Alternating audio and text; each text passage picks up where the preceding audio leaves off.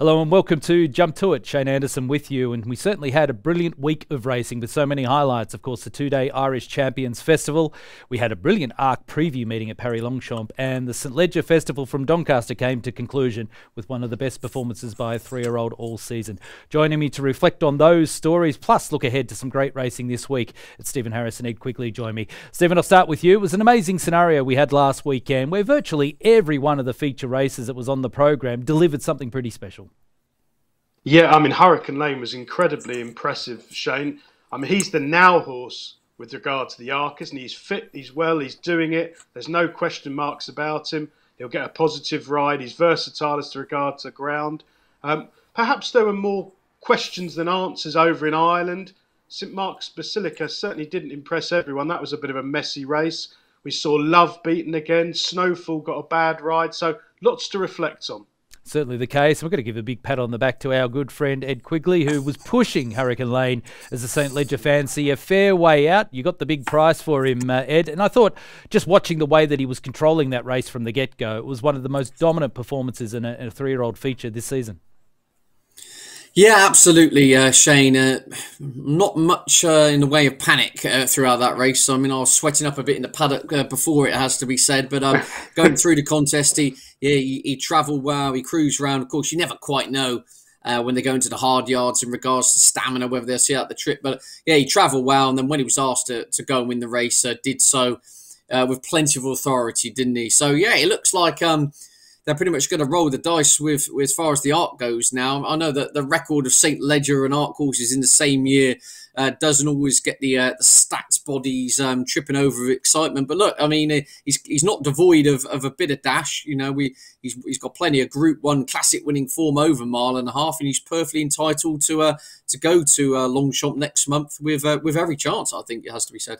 All right, guys, let's reflect on Ireland as a starting point from last weekend and the two-day Irish Champions Festival. Leopardstown on the Saturday, followed by the Curragh on the Sunday. Now, No Speak Alexandra won perhaps a slightly low-quality matron stakes, the Group 1 for the Fillies and Mares on Saturday. But I think the Irish Champions Stakes, only having a small field of 4, Stephen, it was always going to be somewhat of a tactical affair. But to see the 3 big guns, St Mark's Basilica, Tanawa, and of course Poetic Flare flat out the finish, visually it was a stunning race. But how deep do you think the form will really continue for the rest of the season?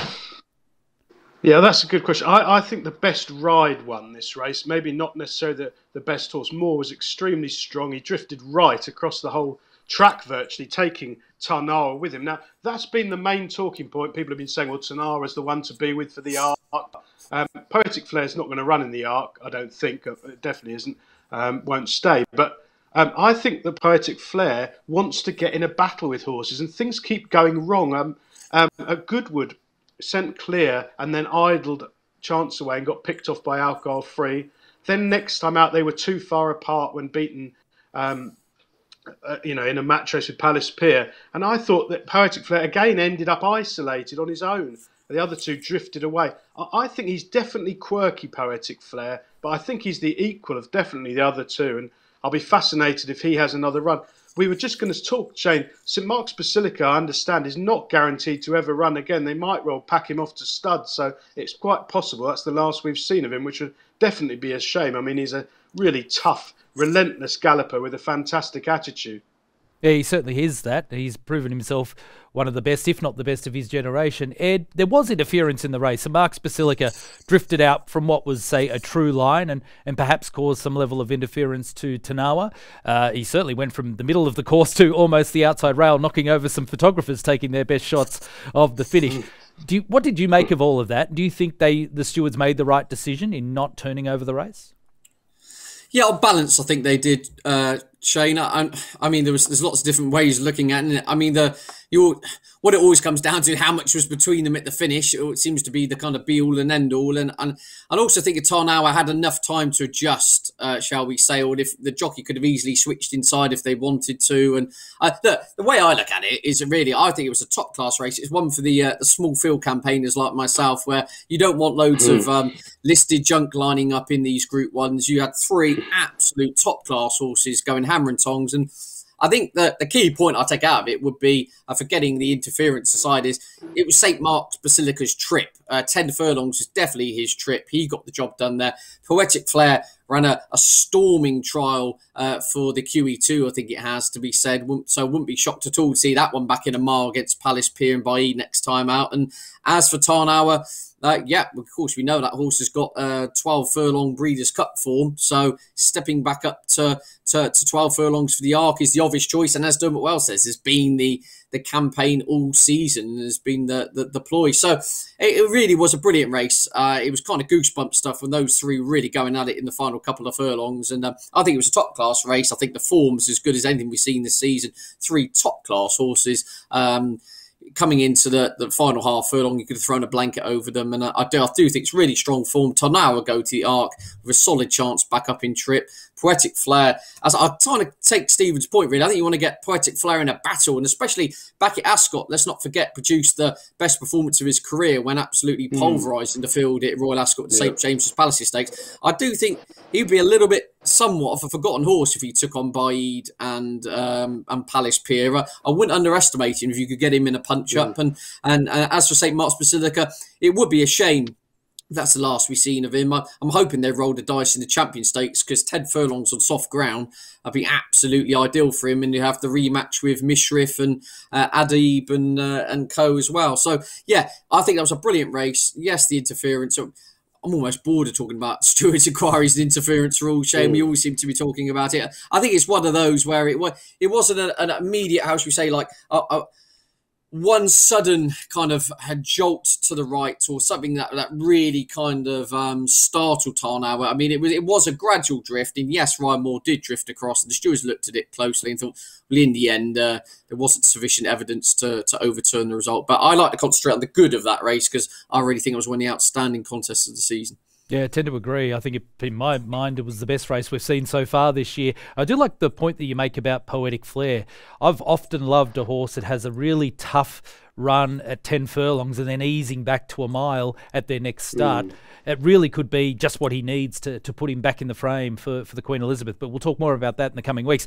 Guys, let's talk a little bit now about the Curragh on the Sunday, because we had the 4 Group 1s. We had a Group 2 as well, and that caused a big shock in many ways, with Le Petit Coco denying the Outstanding Love narrowly in the Blandford Stakes. But from the Group 1 perspective, Romantic Proposal coming out on top, Stephen in the Derrinstown Stud Flying 5. Discovery's a minor upset in the Moyglare Stud Stakes. I think Native Trail beating Point Lonsdale really could be the launching pad for some great clashes between these two over the next 12 months or so. And of course, in the other big one, the Irish St Ledger, Johnny Murtagh with Sonny Boy Liston defeating the Melbourne Cup winner Twilight Payment. So there was a lot of great racing on that Sunday meeting.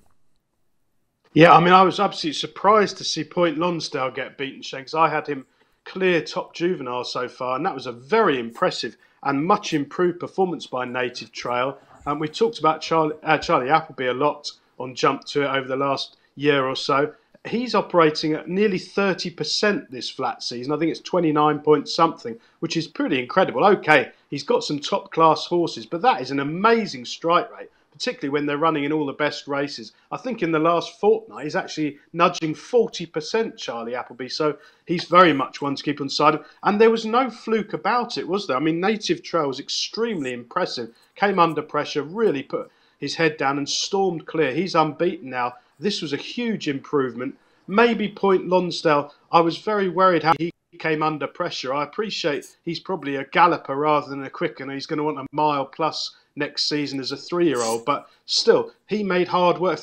A lot like quite a few of Aiden's this summer, they've been quite laboured and come under pressure early and not looked at 100% on a number of occasions. I mean, Love, who fell in at Royal Ascot under a very good ride from the front, has been beaten 3 times now since. I'm not sure she's come back the same horse.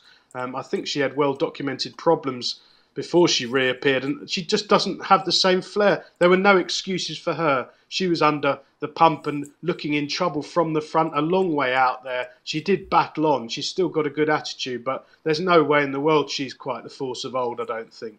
One thing I really loved was seeing two very, very good staying handicappers, Ed, in the E-Ball winner, Sonny Boy Liston, beating the Melbourne Cup winner, Twilight Payment, in the Irish St Ledger, a classic race. But it often proves that those big, tough handicap races can actually really bring on horses. And I think they've improved since they've had that really tough style of preparation. Yeah, absolutely, Shane. And it's pretty impressive, rapid progress, isn't it, for Sonny Boy Liston? I mean, to back up the E-Ball win, what was that, only 3 weeks ago or whatever, it was pretty smart to go through the gears and land this. Lots to talk about what's going to happen in the future. It sounds like Trips Australia is off the cards. But Sonny Boy Liston, only 4-year-old, rapidly progressive. Definitely one to keep in your notebooks. Next year, be interested what they do with that horse, whether they see him as a Ascot Gold Cup type or, but I think he could easily end up, if life, inverted commas, is back to normal next year, he could easily become an exciting globetrotter for the Merta team because, stamina in space, still progressing, relatively lightly raced 4-year-old, unexposed at staying trips. And, definitely one to keep on side. An intriguing prospect with the kind of next year ahead. It sounds like they're gonna formulate some grand plans for that horse going into the future. Ed, I do want to get your opinion on both Love, because you have been a fan of the great mare for a long time, and also in the 2-year-old race, particularly Native Trail and Point Lonsdale. What were your key takeaways from those performances? Well, I rather kind of cynically called Point Lonsdale Point Slowdale, I think, on a previous show, and I actually touched upon it. I think Native Trail was the quicker horse, the more the turbo. And if you look at the pedigree of Point Lonsdale, a kind of stout middle distance relatives when you look through a lot of his breeding. He's a brother to Broome, of course, who's a 10 furlong to 12 furlong individual, and I just think he looks like a relentless galloper.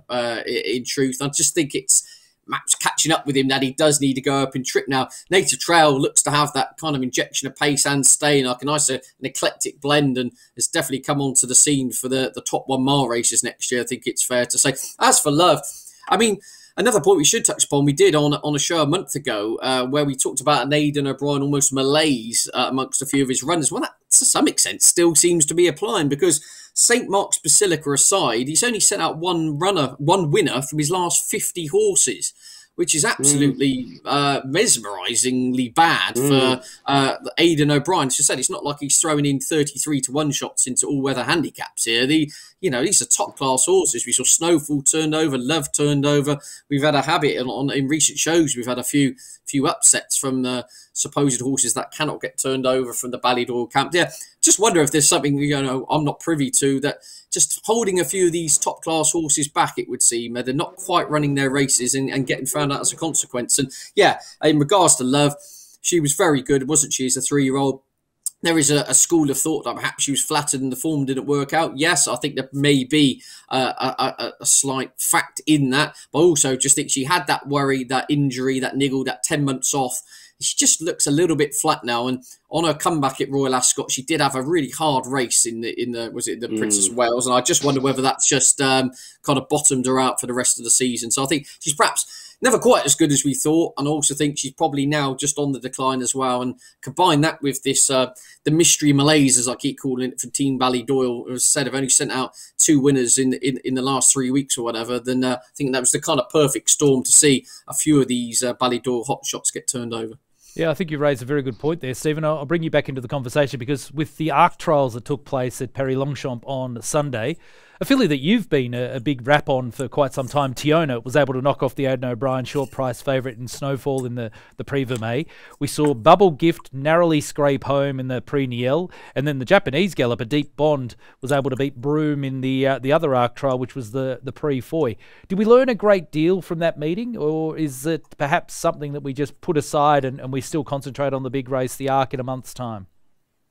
Yeah, I mean, I think they were typical French messy trials, to be honest, particularly Deep Bond. That was a very muddling race. I doubt that's got any relevance to the ARC going forward. Snowfall, I think this was one of those races where Dettori thought he was on a certainty and rode her accordingly, and then all of a sudden he was 3 or 4 lengths out of his ground. The race had gone. Tiona got the rail, and Snowfall never landed a blow. I wouldn't think any differently of Snowfall after that defeat, and I was surprised that some bookmakers knocked her out.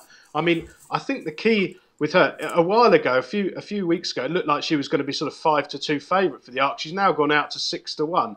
And if it happened to get wet and soft ground, which is probably about an even money chance given the time that the Arc takes place in October, I think 6-1 is an extremely fair price about Snowfall. A true run race would definitely suit her. We've seen her win the Oaks on soft ground by 16 lengths. I think the key is that she will love soft ground, whereas all the other principals in the market at the moment probably want good ground or faster ground, ideally. So for me, I'd stick with Snow, having watched all trials. People will be quick to write off, and she was a bit disappointing. She was beaten at 9-2 on. But for me, I don't think any less of her as a result of that defeat. I think you raise a fair point there. But Ed, I think there's also another angle that probably needs to come into play here. We know that the 3-year-old division is now proving ridiculously strong this year. They've won a lot of feature races in the open age group. But if we keep coming back to the true best form lines, it may still be the Derby. Adaya, the winner of the Derby, came out and won a King George. Okay, he's had a minor setback. But he beat Mojo Star and Hurricane Lane. Hurricane Lane's come out and won a sequence of Group 1s since, including the St. Ledger. Mojo Star, the runner-up, as a maiden. He won his maiden, and he's now come out and run, I thought, a fantastic race when finishing runner-up to the St. Ledger. Maybe the form line is actually quite simple. We just narrow it down to the 3-year-olds, and maybe it's the best 3-year-old race traditionally, which is the Derby. Absolutely, Shane. It's a pretty interesting talking point. I was speaking to a friend of mine who's a big racing, a flat fan, more National Hunt fan, and they're on the verge of saying that Ayr for the Arc is going to be the biggest bet of their season because strictly on form, you cannot understand for the life of him why that horse is still around the 4-1 mark based on all the horses in behind are coming out totally franking it. It was cutting the ground when he won the Derby. He's ticking all the boxes. Just a slight niggle is the fact he's missed his prep running in the hounds and have to go straight to the Arc. Now, you just wonder whether there's going to be a little bit of ring rust there, taking on some horses that have been nicely tuned up for it. But as you say, the obvious horse on form is the Derby winner in that sense.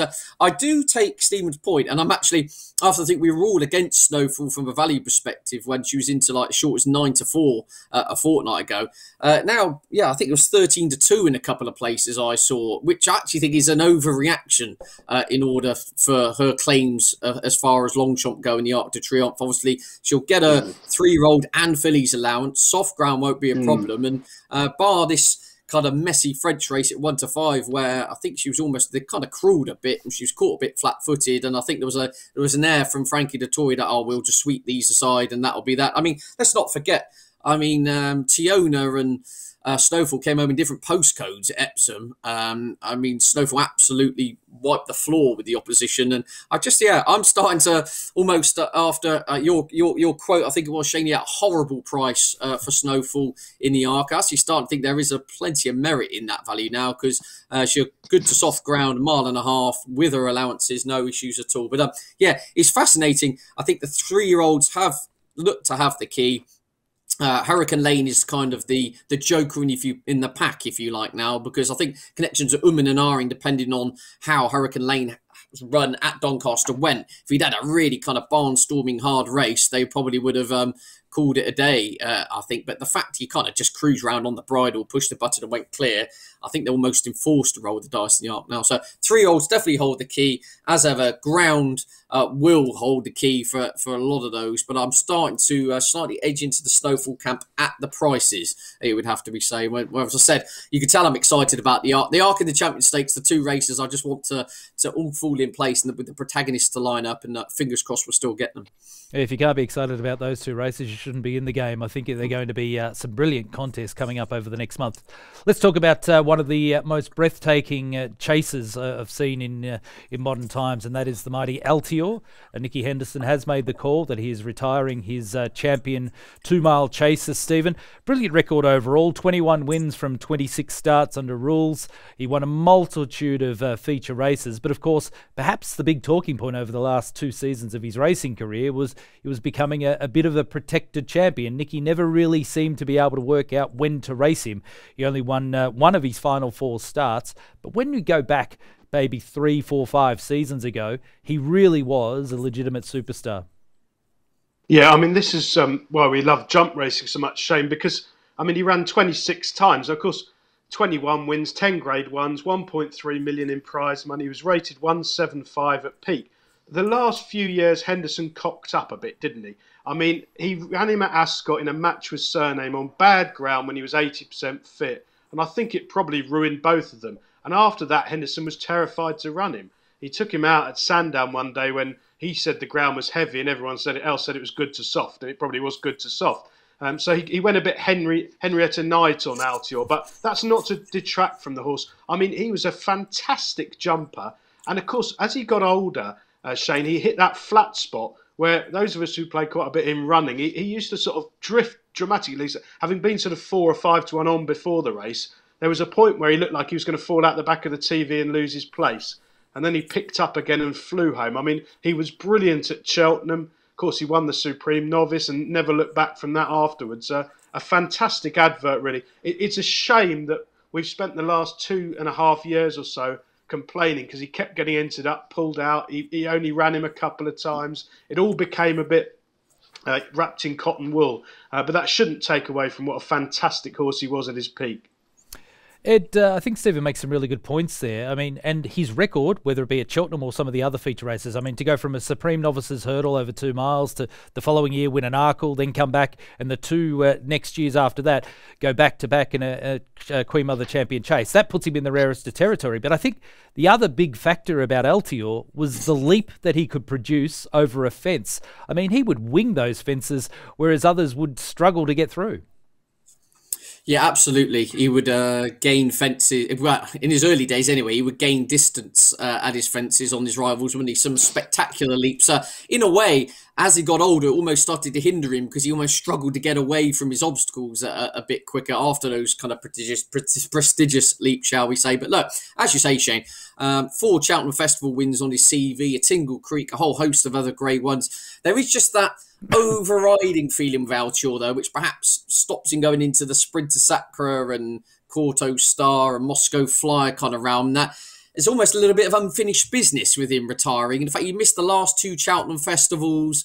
The last kind of couple of seasons are plagued by injury and, you know, being pulled out on the mornings of big races, etc. And essentially, he was kind of finished at the top level in regards of his CV by the age of 9, whereas you had some of those old greats, you know, Moscow Flyer winning Champion Chase at 11 and Corto Star coming back and getting it all done at the age of 11 again. It almost felt like you just wanted one last kind of hurrah for him. But look, not to take away from the fact that at his peak, in his pomp, absolutely spectacular horse. And as you say, if you can retire a horse at the age of 11, fit and well, with 4 Cheltenham Festival wins on your CV, you've done pretty well. I mean, reading between the lines, listening to it, it sounds like it was Patricia Pugh, the owner, who wanted to retire Altior. I get the feeling Nicky Henderson wanted to roll the dice to some extent again this season because, after all, you look at ratings, he ran to a pretty high RPR at Sandown when he was last seen on the back of an absence. So I think he would have been able to compete as an 11 going on 12-year-old, some of these big contests. But the owner's made the call.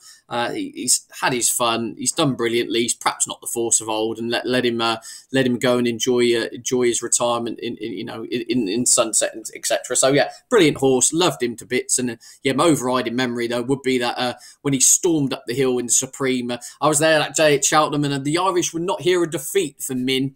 He was the new Duvan. He was the new Votor. He could not lose, and Altior went past him like he was stood still. Yeah, brilliant horse, and yeah, just a shame. My overriding view is just a shame. The last couple of seasons, we didn't see that almost career-defining performance, but that's just me being a little bit pedantic. Yeah, lovely horse. We've spoken a lot in recent times, Stephen, about programming of racing. In Ireland, the program looks to be quite good at the moment with the way that they've got their meetings sort of spread out. But certainly in the UK, the BHA have now put out their fixture list for 2022. And again, it's creating a lot of talking points because they've got a very, very busy schedule, particularly when it comes to weekend racing. Saturdays and Sundays are really being loaded up. What have you made of the announcement this week, and do you think that they've got it right? Well, I don't think they've got it right. They haven't 10 years, Shane. Racing keeps having more and more fixtures. Most of it is low-grade dross of no interest to anyone. And the other problem area is Saturday afternoons, which are absolutely overloaded with racing that runs into each other, overlaps, and is impossible to follow. So the bad thing they've done is to add yet more Saturday racing. Absolutely baffling. No punter. If they'd asked any punter who follows horse racing and actually bets on it with their own money, they would be bang against this sort of thing. Now, I understand the tracks can get crowds in on Saturdays, But really, in this day and age, I'm not sure that should be the overriding concern of how racing is financed, to be honest. I think it's actually detrimental to have yet more racing on Saturday. As I say, it's very hard to keep up with, even as someone who watches racing every day of the week. The good news, I think, is Sunday racing, which in the UK anyway has always been dismal, bar 1 or 2 days in the year. The standard is diabolical. There's small fields, poor racing, and it's a day when people can go racing away from Saturday. I mean, very often in the jump season in the past, we've had sort of, four meetings on a Saturday afternoon, and then it comes to Sunday and it's a load of garbage, So that's a good thing that they're investing money and having decent prize money on a Sunday. The other thing that they've done, which hasn't been commented on much, is they're arranging meetings that only certain jockeys, inexperienced riders, can ride in. I haven't got a strong opinion either way about that, but that's certainly quite a big sea change for racing, to restrict what jockeys can ride at certain meetings. Ed, what's your view here? I think one big discussion point that keeps emerging is, who is the audience that they're trying to cater to? Is it the at-home audience? Because if that's the case, they've just got a very, very condensed program from a broadcast perspective. Is it the punter who's wanting to bet online? Is it the punter who wants to walk into a betting shop? Or is it the person who wants to go to the race course? There needs to be some clarification, I think, as to who are they trying to cater for here with the way that they're structuring this program. What's your view? Yeah, absolutely, Shane. I think there's a case of you try and please everybody and you please nobody. Would be my kind of overriding factor with this. As you say, there's a lot of kind of fingers in a lot of pies here, stakeholders, race courses, all types of different institutions trying to grab their piece. And I can understand it to a large extent. I mean, the overriding factor is it is about promoting the Saturday racing at the racecourses, and obviously they dovetail with a lot of concerts. The bar takings go through the roof, etc., etc. And I can understand that from it's just music to the ears, excuse the pun, of those racecourses and representatives, isn't it? But as a viewer at home, yes, it just turns into absolute carnage. You need kind of 8 televisions running simultaneously on most Saturdays, which is off-putting, and it's very hard to follow. So yeah, a lot of different strands to this, but it always seems to be the case. The answer to everything seems to be more racing. Where there is a kind of cogent case to say less is more a lot of the time. And I also think the timings of things.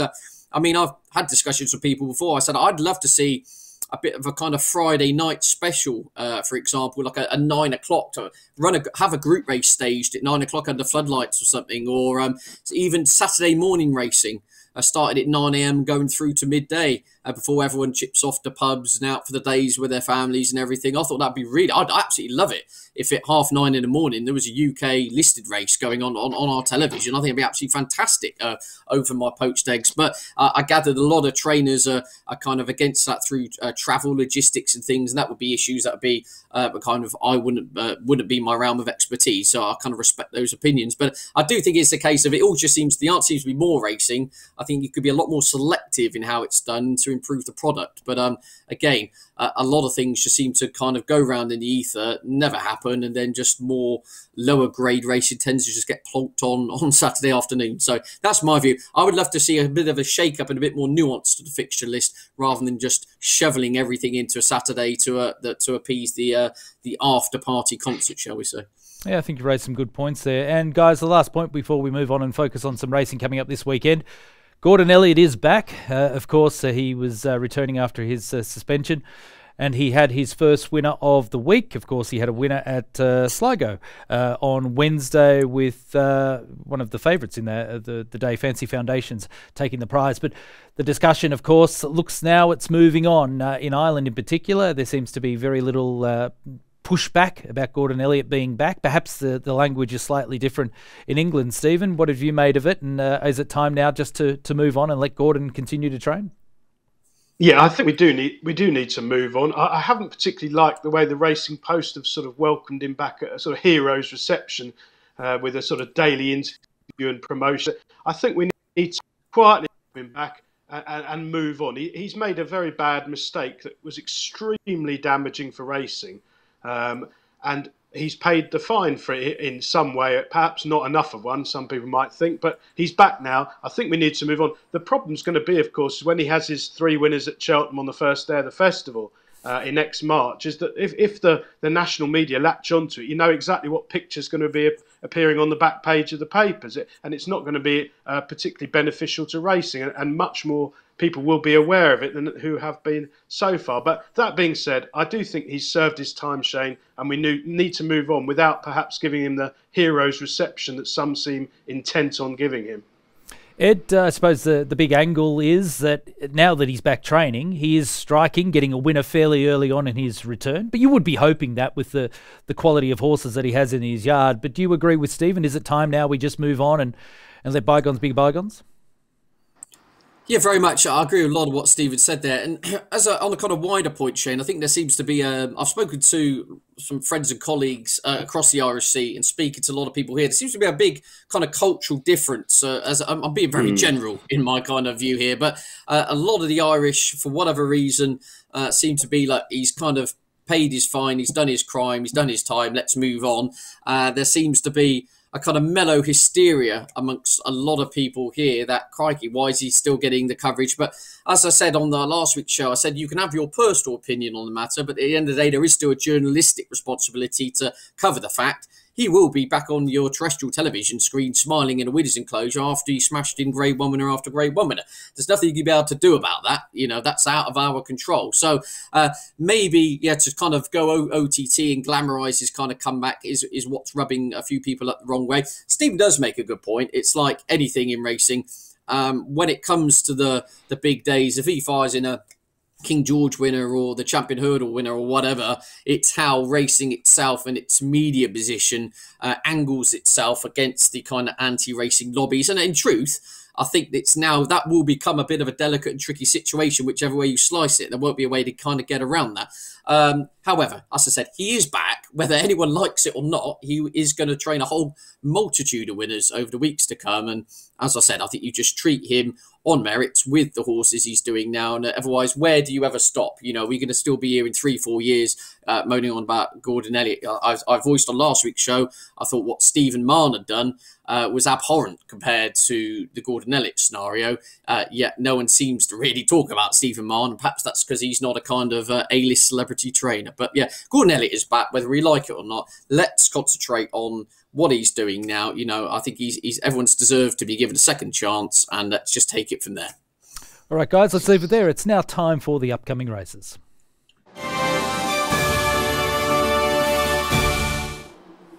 So they've got some really interesting racing coming our way this weekend, including Ayr, where, of course, it's one of their biggest meetings, in fact, their biggest meeting of the year. We start with, I think, a really interesting race, the Virgin Bet Doonside Cup, listed level over 10 furlongs. Yukon Glen, the old boy, is in the field. He's currently at 5-1. Juan Elcano at 5-2. Medani's in the field. Pallavicino's also in the field at a big price. Platinum card, I should say, at 16-1. Bobby Shafto at 100s. Juan de Montalban at 10s. Judgment calls at a big price, as is Yasir. And the Flying Ginger currently at 33-1. So field of 10 for the Doonside Cup. Stephen, do you have a view? Yeah, I thought that Juan Elcano was the clear form choice. Of course, Adabe, who won this last year, has been taken out of the deck stage, Shane, which is a shame because he looked a class above these. But it leaves the way now open to Juan Elcano. He ran last time at York in the Judd Monty, missed the break and was outclassed at 40-1, finishing last to 7. You can scrub that line completely. He ran an absolute screamer when just touched off by Bangkok, one run back. And his win in the Wolferton from virtually last to first was pretty impressive at Royal Ascot. So for me, he's got ideal conditions. He wants good ground. I really like the fact Kevin Stott's booked. He's a really good young jockey going places. The ground conditions ideal. The trip's fine. I think he seems sure to take an awful lot of beating. I see he's around 3-1, which I think is actually a very fair price on form. Good push there, and I do agree with your sentiments around Kevin Stott. What's your view here, Ed? Do you have a fancy for the Doonside Cup? I think Yukon Glen's been a horse I've been against all season. I actually think this is a presentable opportunity. Yeah, the horse has had a bit of a hard season, which would be your worry, but that's a phenomenal record at this track. I think that's 4 wins at Ayr on his CV, including when winning this race a couple of years ago. For whatever reason, just absolutely comes alive at this venue. Around 5-1, as I said, has a touch of class, joys the venue, ground to be fine. Be very much disappointed if that horse is out the 3. I mean, there's an argument to say around 11-2 that horses in each way play, but I think Yukon Glen will be there or thereabouts. Let's move on to the next race from Ayr, and this is the Group 3 Firth of Clyde Stakes for the Fillies. And Canonised is in the field, one of 15 runners. Currently it's 7-1. Shoes at 10s. Crazyland also at 10-1. Big price about Designer. Hala Hala Athmani is at 7-1 for Kevin Stott and Kevin Ryan. Headmistress, short in the market, 3-1 for Ger Lyons. Hello My Darling at 7-1. Lady of Yapham is currently at 16s. Big price for Little Prayer. Misty Air at 16-1. Nazanin also at 16-1. A horse filly that I've backed a few times and might have to stick solid again this weekend. Rish's Bar at 12s. Sadmar is also at 16-1. Scott's Grace in the market at 5s. And a fairly big price for Snooze and You Lose at 20-1. All right, Stephen, what's your first view for the Fillies feature? Well, it's a punter-unfriendly shape, Shane. 15-runner Fillies, 2-year-olds. But I do like Hala Hala Athmani. Again, Kevin Ryan and Kevin Stott. This one was really well backed first time out at Carlisle in a race where the second and third in the market had some reasonable placed form. So it wasn't a bad race. And Hala Hala Athmani missed the break there, which is not that easy to recover from at Carlisle. But she quickened up really smartly to sprint clear from the furlong pole. Now, obviously, she's miles up in class here, straight into a Group 3 from that Carlisle maiden win. But she's owned by some very shrewd people, and Kevin Ryan's got some lovely horses this season. He doesn't tend to overface them. She's around 6-7-1. I think that's a fair price. Win only, small stakes for me. All right, smallish bet there in the Fillies race from Stephen. Ed, have you got a standout at this stage? Yeah, indeed. Wouldn't be my usual style, but I'm concentrating on the top of the market here. And I think Headmistress, unbeaten for Joe Lyons, 2 from 2. The yard are absolutely flying. And interested watching her replay of it. She won a listed contest at the Curragh last time out. She's not a 5 furlong filly that's going to blaze the trail and hold on, if you like. In both her wins, she's kind of got going and been strongest at the end of her 5. So with that in mind, I think it makes a lot of sense. She's going up to 6 furlongs for this. Kind of pedigree would align with that. Unbeaten. Obviously slightly up in grade here, but trip trap ground. I think everything's going to be fine. Interesting Irish Raider, this one. Yeah, Headmistress would be my selection. Headmistress on top from Ed. Let's go to the Ayr Gold Cup and big field of 25 to face the starter for the Virgin Bet sponsored feature. Oh, the grand old Summergund at top of the weights at 14-1. Great Ambassadors currently at 9-2. Comanche Falls is in there at 9-1. Gulliver at 16s. Brad the Brief at 40s. Mr. Lupton is at 33. Snazzy Jazzy's in the field at 25s. Laura Pearson riding. Venturis at 16s. 5,000-1 at 25s. Edrach at 20s. Sunday Sovereign at 14-1. Pendleton's at 20s. Chief of Chiefs at 16-1. Mr. Wagyu, who's usually reliable in these type of races, at 16-1. Montagali's at 33s. Volatile Analyst at 40s. Above's at a big price of 33s. Hey Jonesy also at that quote. Bielsa currently at 11-1. Kevin Stott, Kevin Ryan. Popmaster at 10s. Holly Doyle in the saddle for Ed Walker. Just Franks at 10-1, Lexington Dash at 40s, Lahore's at 50s, Ostilio at 20-1, and the last to touch on is Count D'Orsay, currently at 25-1. Stephen, always a great race, the Ayr Gold Cup. Do you have a standout? Terrific spectacle, Shane. 2 things I think for punters. Watch the Silver Cup earlier on the card to find out whether there's a draw bias. There very often is at Ayr. That's one thing. And secondly, play with bookmakers who are offering 6 places or more. It tilts things in your favour. Say the same every week, but it does happen to be true. You'll have terrific value if you back a package of horses each way with those firms who are betting over broke on the place market. The one I like here is a veteran who's run 65 times, Gulliver. He ran an absolute screamer in 2019 in this race when finishing 3rd. He was a bit unlucky and he's only run at Ayr twice in his 65 race career, which is pretty amazing. He's returned to form this summer. He finished a really good 2nd in the Stewards Cup. He was then beaten about 3.5 lengths by the favourite Great Ambassador at York. Things didn't pan out ideally for him in a small field there and he got hampered a bit at the furlong pole. He gets a bit of a weight pull with Great Ambassador. He's 3 times the price. And the icing on the cake, he went over to the Curragh last time out, and I thought he ran an absolute screamer, finishing strongly from well off the pace in a huge field. So I think he's just coming right. He hasn't won for a long time, but he's got good course form. He'll love decent ground. He's got a fairly good draw over on the far side. Low, I suspect, is where you might want to be. There's plenty of pace over there. And I think Gulliver, each way at around 14-1, is a really good bet. All right, Gulliver at the each way. What about you, Ed? Who do you like?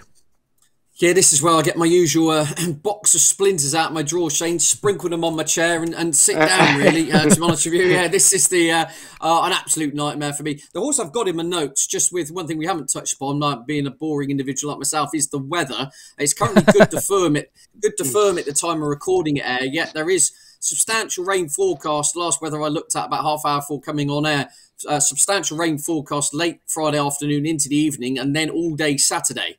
So there is a chance that ground conditions could be substantially different by the time they go to post than what we're talking about now. That in mind, I've circled a horse called Snazzy Jazzy, who's an absolute mudlark, has won a listed contest in the mud, won the Silver Cup at this race, this meeting 3 years ago in absolute swamp conditions where you could barely see the runners with all the rain and mud that was coming down. So Snazzy Jazzy, if we did get proper rain of biblical proportions and the ground turned at least soft, I do think that horse is well handicapped now. It's come down the weights after some indifferent runs on fast ground. It's got down to a mark of 101, was about £10 higher at the start of the season. Enjoys the venue and enjoys mud. So a massive weather watch with me for this race. Other than that, happy to sit it out. All right, I think you do raise a very good point there about the weather for Ayr, so we need to keep a close eye on that. Good card of racing coming from Newbury, where the track is currently rated good to soft. Now, the first race we'll focus on is the Group 3 Dubai International Airport World Trophy Stakes. 8 declared over the 5 furlong dash. Hurricane Ivers in there, 7-2. Tom Marquand in the saddle. Kadeem, Jim Crowley riding at 9-4. My old favourite Kings Lynn, Sheen Murphy at 7-2. Then we get out to Makana at 16s. Moss Gills currently at 9-2. Tis Marvellous at 3-1. Atalis Bays at 7-1. And William Buick aboard significantly, currently at 14-1. 8 horses in the field. Stephen, who do you like? Well, this is another weather watch race, Shane. I'm bang against the favourite here, Cardem. He's got a high head carriage. He was the only horse backed at Doncaster last weekend. He was soon 3 lengths clear, unpestered, on very firm ground, and did the course record there. So he's going to command support on the back of that. But for me, he's a horse to oppose. I think there's competition on the lead here. And if it does rain and eases things, that's definitely against him. So I'll be bang against Cardem. I like Kings Lynn here, Andrew Balding, who goes particularly well on soft ground. Had excuses last time. He's much better than that. His previous third was in a huge field on soft ground. Very solid form. And I think he's the standout contender. Just to come back briefly, what Ed said about the weather at Ayr, I forgot to say that is a very good point he made there. If it rains, Gulliver has got a much better chance. He goes best on soft ground as well. All right, Ed, what's your view with the first of the features from Newbury? I generally probably would be against Stephen. I think Cardem is really interested in listening to Charlie Hill say that it's a horse who's actually taking the mick of them at home. But, you know, you'd send him up the gallops and it looked like the next Arazi, and then just things were not going right on the track. They tried 6, they tried 7. They put him in a bit of headgear at home, and Jim Crowley did some work on him, so just absolutely took off. I just think they've now unlocked the key to really. It's minimum trips, headgear on, bish, bash, bosh. I'll take Stephen's point. This is going to be a bit trickier. Again, the weather would be interesting. You want to see things get drier for him rather than softer, and the weather does look generally quite favourable for Newbury at the weekend, and officially rated 109 is a class act in here. So yeah, I think this will be a much tougher race for Cardem, but I do at least think he's the right favourite, shall we say, and yeah, tentatively with Cardem in a tougher assignment. Let's move on to the next of the features at Newbury. This is the race formerly known as the Arc Trial, now known as the Group 3 Dubai Duty Free Legacy Cup. And we've only got 5 to face the starter. Al Azi currently hovering at around even money with Paddy Power. Solid Stone at 6-1. Illarab is at 8-1. Fox's Tails at 11-4 and Ad Infinitum at 25-1. Now, Stephen, I think if Al Azi can turn up anywhere near his best form, he's back from a gelding operation, surely he's going to win this. I think, Shane, we're going to agree. I mean, I'm surprised he's as big as even money. Now, he's going to be a classic exchange horse on Saturday afternoon, isn't he? Because a lot of people were on nap the last twice. At Epsom, he hung all over the track and got mugged by Pile Driver. And then last time at Newmarket, he couldn't get past Sir Ron Priestley, having travelled up looking sure to win readily. But I think the key with him, a lot of punters have called him a few names after that, but I don't agree. He wants Newbury, basically. He's run at Newbury twice and he hasn't come off the bridle at all. He's cruised home, hard held, against some really good horses. And I think he'll do that here. The second in Fox's Tails is progressing nicely. but at a different standard for me to El Arzi. And I think if you get any evens or odds against, that is an extremely fair price. Ed, on official ratings, El Arzi's rated at 120. He's got a minimum of 9 ratings points over any other runner in the field, so that's the best part of 4.5 lengths. Surely he's the winner. Most likely winner, definitely. The only complication you've got that, Shane, is obviously he's got a £6 penalty to give to Fox's Tails, who are officially rated 111. So if you kind of adjust it, gives Al Arzi about a £3 head start on the field. But yeah, look, this horse, strong traveller, flat track. I think a mile 4 is right at the kind of upper end of his stamina gauge, if you think. I think this quirky 1 mile 3, absolutely perfect for him, if you see what I'm saying. I think he's the most likely winner. I think he'll go off odds on and he'll probably will get the job done. But it's like a lot of these things, it's never quite straightforward as it seems, shall we say. But Al Arzi, the class act, I think will win this. The Group 2 Dubai Duty Free Mill Reef Stakes for the 2-year-olds. We've got a field of 10 here, guys, with Dabab at 2-1, Phoebe at 8-1, Gisa Sub at 7-1, Gubbas is at 4-1, Hierarchy at 16 is a big price there, Coonan at 12s. Moving on to Maglev, Tom Marquand in the saddle at 11s, Mannequin at 11-1 for William Buick. Neil Callan rides Melayu Kingdom at 12-1 and Wings of War, Dark Angel Grey at 16-1. Do you have a view here, Stephen, for the Mill Reef? Yeah, I think it's a really good race, this, Shane. I've got it down to 2, and I'm going to go with Fearby, who's a much bigger price at around 9-1. Dabab here is like to start quite a short price favourite, and I can totally understand why.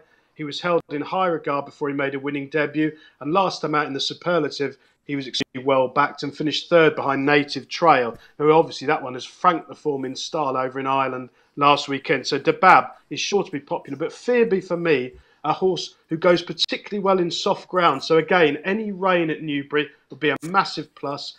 If you watch his run back in the Gym Crack last time out, Frankie McDonald made an absolute mess of things. He got parked behind horses and took about 2 furlongs to finally extract Fearby when the race was over. He then flew but hung left across the track. For me, he probably should have won last time out at York behind Jussail. So I think he's a horse with loads of potential. He ran really well against Armour at Goodwood, which again is pretty good form. Fearby for me, I think is better value than the lightly short price favourite Dabab. Do you agree, Ed, or are you going elsewhere? I've got no strong view on this one, Shane. That I was intrigued to want a double figure price in here, which was John Ryan and William Buick Mannequin, around 16-1 mark. Just an improving sort. He won a nothing race really at Newmarket last time, for want of a better phrase, but did it in really smart style. Interesting they pitched this horse in here. Really well bred. Cost quite a bit as a yearling, it has to be said. Looks to be on the upgrade. Buick in the saddle, of course. He's still clinging on to try and chase down that jockey's title, isn't he? I just thought it was an interesting one of those at double figure prices, totally unexposed, and the old cliche could be anything. But it is a pretty good race. Definitely one I'll be watching. Not sure I'll be having a play.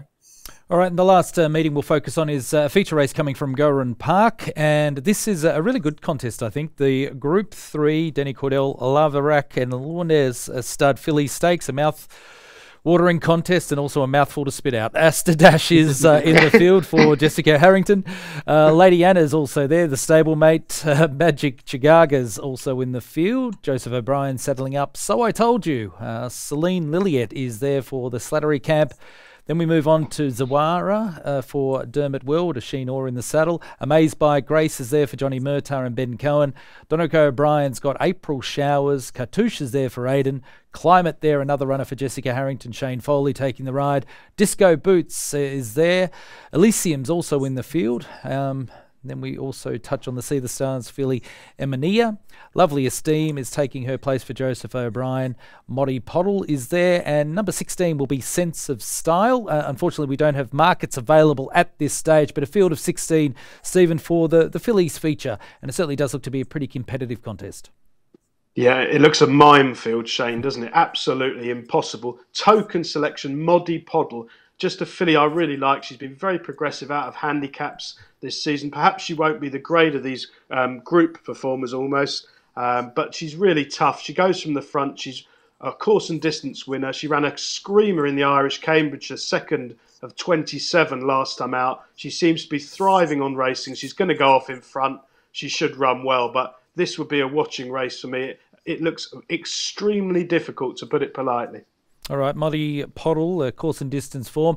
Now, Ed, I've got you at about 4s on to be sitting on the fence here and not put up an offering. Is the favourite going to salute, or will we get an upset result? I've run up to the fence to jump straight over it with the winner, Shane. That's the plan. I've got like Zawara here for Dermot Weld. Interesting filly, this one. Has been campaigning her career from a mile till a mile 6. They seem to play kind of trip roulette with her, it seems. They don't seem to know the best distance for her. Well, the facts in the form book would suggest this is her best trip. She didn't get home over a mile and a half in a Group 3 at Leopardstown last time out. She's a previous course of distance winner. Her 2 career wins have both come at this trip. Ground should be fine.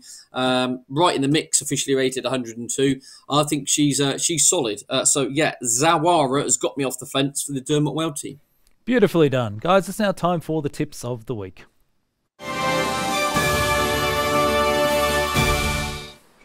All right, Stephen, let's reflect on last weekend. And, it was a good weekend for you with Bayside Boy winning the Champagne Stakes. Well done. It was a terrific win too.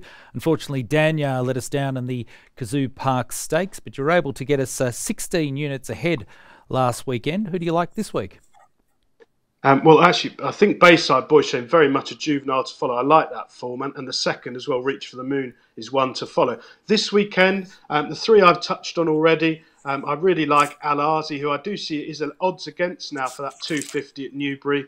Everything in his favour. The track's the key with him. He can glide along up the long straight. He's had really good sound excuses for narrow defeat. He was out-battled by Ron Priestley and he hung all over the track round the Camber at Epsom. I think Newbury with Crowley sitting motionless, cantering all over them. I'm confident this one will ease clear on the bridle to justify a short price. And I would probably take that price of 11 to 10. It seems like a very fair one. Over at Ayr in the 340, Gulliver, I'm going to play each way here, providing we can find 6 places or more. He looks bound to go well, and any rain that falls is a huge plus for his chance. It'll suit him and be bang against a lot of his market rivals. And then back to Newbury in the 4 o'clock, Fearby, a horse I really like. I thought was very unlucky in the Jim Crack. He should go really close at around 9 to 1. All right, Al-Azi, Gulliver and Fearby there from Stephen. Ed, let's reflect on your performance last week.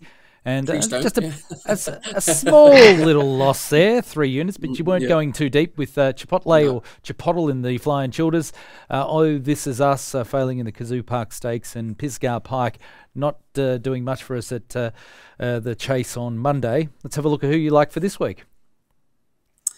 Yeah, indeed, Shane. I've got 4 for you this weekend. Firing a few shots in here, but Silk Romance in the Condition Stakes at Newbury on Friday. Again, odds against, I think it's very fair. Did it in really emphatic fashion last time out at Newmarket. Going through the gears, going up in grades, but was really impressed by the manner which she won that race. We touched upon it earlier in the show. Charlie Appleby team. Touching 43% strike rate for September. I mean, we talk about trainers in and out of form. I can't remember the last time Charlie Appleby was ever out of form. Quite remarkable, the amount of winners coming from that yard. And yeah, Silk Romance, I think she can get the job done. Now, interesting one on the same card, Baradar here for the Roger Varian team, of course, who are flying high after Tiona's exploits at the weekend. Now, this individual, this colt, signed off his 2-year-old campaign with a really good run in a Group 1 company, went 3rd to Matt Swinney. Of course, that form's not worked out too badly, it has to be said. Ran deplorably on comeback at Haydock, but clearly needed the outing. It was a bit of a drifter in the last couple of minutes before the off, and I think will be a lot straighter for that outing. Cutting the ground will be fine, and is a previous course of distance winner. Is it a much more realistic chance of winning this company, it has to be said. So yeah, I do like Baradar on the same cloud. Saturday is an equine Rubik's Cube, so I'm keeping it pretty bets to minimum, it has to be said. But Headmistress, we talked upon earlier in the shows, 2 from 2. I won a listed contest at the Curragh over the 5 last time out. All that one's best work was in the last 100 yards. So I think going up to 6, definitely that horse can maintain the unbeaten record and make it 3 from 3. And then, Dogon for Paul Nichols at Plumpton on Sunday. Dogon ran over 2.5 or 2 miles 5 at Newton Abbot last time out, Shane. Now, That run was a bit like you on a night out, really. Kind of the old petrol light came on at about 9:30 p.m. Start ordering tap water. Now that was pretty much Dogon over 2 miles 5 last time out. Just totally fell in a hole. Coming back to just over 2 miles here. This is bold front runner. It sounds like Bryony Frost is going to ride. Of course, Paul Nicholls' team, they've had a flying start to September as well. No idea who's going to turn up in that contest, but I've circled that horse with the view of the trip because the experiment over at 2 miles 5 last time out clearly did not work. Horse has got a lot of exuberance and is served by bowling along at the head of affairs over 2 miles. So yeah, 4 tips, and hopefully we got something in the shake-up this weekend. Well, the way you two behave, I'm not sure I'd be allowed out of the retirement village to go out on a Saturday night anymore. Anyway, good luck with your 4 selections. Let's have a look at how I went last week. Thankfully, Sir Mark's Basilica was able to land the prize. We struck early at 6-4. Homeless Song, she let me down in the Moyglare Stud Stakes, but we did make a profit. So I've got enough courage to go back again this week, because otherwise I was putting myself on the bench. And I'm going Chips In, Al Azi, Dubai Duty Free, Legacy Cup. Bet of the year for mine, because I have him marked at about 2s on his best form. I think he'll hack up, as Stephen pointed out beautifully. Jim Crowley will be swinging against him all the way down the straight. Let him go inside the final 2 furlongs, and I think he'll win and win easily. Al Azi, a good thing. Chips In, all 10 units on him at 11-10 for the big race at Newbury on the weekend. All right, Stephen, what are you looking forward to most coming up racing-wise over the next few days? Well, I mean, talking of lovable veterans like yourself, Shane, Gulliver for me, hopefully win the Ayr Gold Cup. He's run 65 times, so hopefully 66th run of his career, he can get back in the winner's enclosure. And I'm also really looking forward to seeing Fearby, a horse I like, for Ed Bethel, who's a young trainer, really going places. Good luck to you. Ed, what are you looking forward to most this weekend? Yeah, absolutely. I've got no marathons to run, no shelving units to put up or anything like that. So we're going to be watching as much racing as I can on Saturday. There's going to be lots of action, and then on Sunday, yeah, I've got my son one-on-one golf tuition at the moment. That's my kind of retirement plan, to get him on the PGA Tour. So I'm hoping that kind of bears fruit. So yeah, a quiet weekend, but looking forward to the action. It's definitely competitive, and it comes thick and fast. A lot of fixtures, a lot to take in. Good luck to you as well, guys. Have a great weekend. Hopefully you'll find plenty of winners. That wraps up today's edition of Jump To It. Of course, it's all thanks to our friends at irishracing.com. Head there for all the latest news, opinions, betting information, of course, cards for racing in Ireland and the UK. And of course, Stephen Harris with bettingexpert.com. You can get every day of the week his best bet or his nap and his value bet. He's been in fantastic form all year. Hopefully it will continue. Hope you've enjoyed today's show. We'll see you again very soon.